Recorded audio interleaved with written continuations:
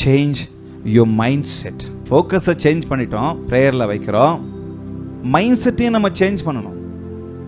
Change your mind, change your mind set. உங்கள் மன நிலையை அல்லது உங்கள் மனதை மாற்றுங்கள். ನಿಮ್ಮ ಮನಸ್ಸನ್ನು ಬದಲಾಯಿಸಿ.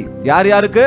ஆண்டவர் அவ்வளவு கஷ்டப்பட்டு அவ்வளவு போராடி அந்தகாரத்தின் பிடியிலிருந்து ஆச்சரியமான ஒளிக்கு என்னை உங்களையும் சேர்த்து வைத்து ஒரு நல்ல வாழ்க்கையில, ஒரு பரிசுத்த வாழ்க்கையில, ஒரு தேவ வாழ்க்கையில, தேவ ராஜ்யத்தில் என்னை உங்களையும் நாட்டி நல்ல விதமா சமாதானமா சந்தோஷமா நடத்திக்கிட்டு இருக்கிறாரு. இன்னைக்கு உலகத்துக்குரியவன் அல்ல நான், இந்த உலகத்துக்குரியவன் அல்ல, நான் தேவனுக்குரியவன். அப்போ தேவனுக்குரியவனுடைய மைண்ட் எப்படி இருக்கணும்? தேவனுக்குரியவனுடைய மைண்ட் செட் எப்படி இருக்கணும்? அங்க இருந்து வந்ததுனால அந்த புத்தியை எனக்கு மறக்கக்கூடாது.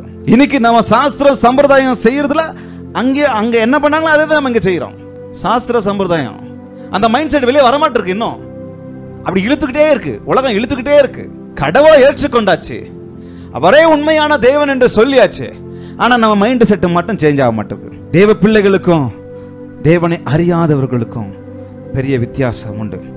விசுவாசிகள் மூட நம்பிக்கையிலையும் சாங்கியத்திலையும் சடங்குலையும் அதுல இருந்து விட்டு வெளியே வரணும். அவங்க கோச்சுக்குவாங்க, இவங்க கோச்சுக்குவாங்க, கொஞ்சம் கஷ்டமா தான் இருக்கும். ஆனா நம்ம அந்த மைண்ட் செட்ல இருந்து வெளியே வரணும். ஏன்னா உலகத்திலிருந்து என்னை ஆண்டவர் என்ன பண்றாரு?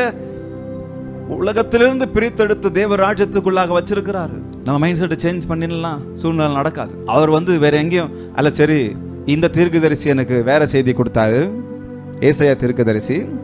அப்ப வேற யாருன்னா கூப்பிடலாம், அதே காலத்துல வேற யாருன்னா இருந்திருப்பாங்க, அவரை கூப்பிடலாம். கூப்பிட்டு அவர்கிட்ட வேற நல்ல செய்தி கிடைக்கதான் பார்க்கலாம். இந்த பாஸ்டர் ஜெபம் பண்ணாரு, ஓ இது நடக்கல, இன்னொரு பாஸ்டர் கூப்பிட்டு ஜெபம் பண்ணலாம். பக்கத்தில் பார்த்து சொல்லுங்க, மைண்ட் செட்டை சேஞ்ச் பண்ணுங்க.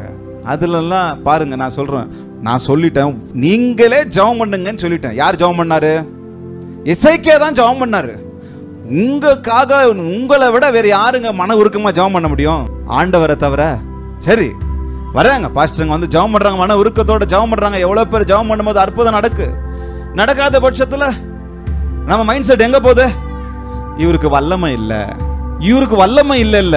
அந்த நேரத்துல ஆண்டவர் சித்தம் இல்லைன்னு அர்த்தம். அவர் நேரம் இல்லை. இப்போ